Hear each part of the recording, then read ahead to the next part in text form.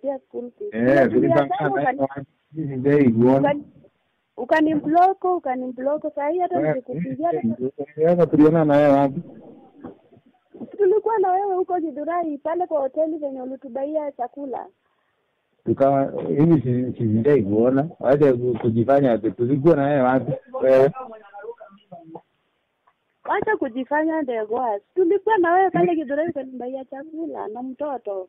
Na ukaniambia utanisaidia kumsaidia. Waje tulikuwa na wewe. Upatie hiyo ofisa tuongee na wewe.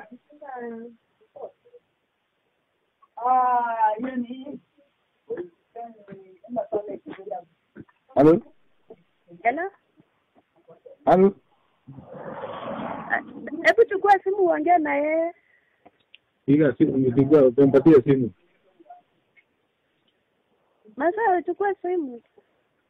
Hello? Hello? Ndio nakuuliza ulisema aje? Wewe mpatie hiyo simu tuongee na yeye. Nipe ofisa simu. Shika. Mpe simu. Yes bwana Ndegwa.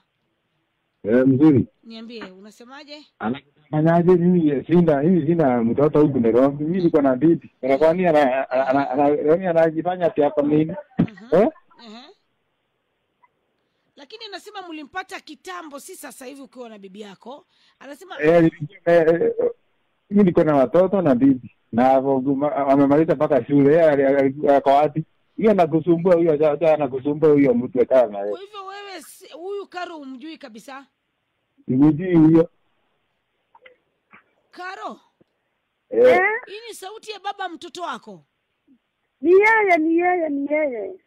100%.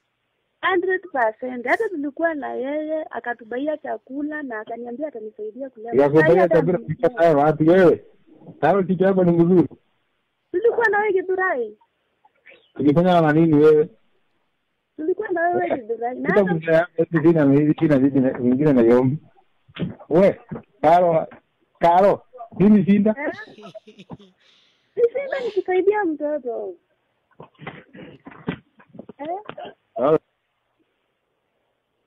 Hello? Ndegwa. Na hii sauti ni yake kabisa. Ni yeye. 100% sure. Kabisa. Hebu sasa hiyo ni njia ya kuruka tu. Ni kuruka tu anaruka juu hataki kunisaidia. Thank you.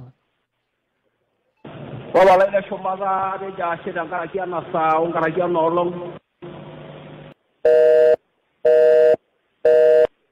Bwana Ndegwa patikani. Sasa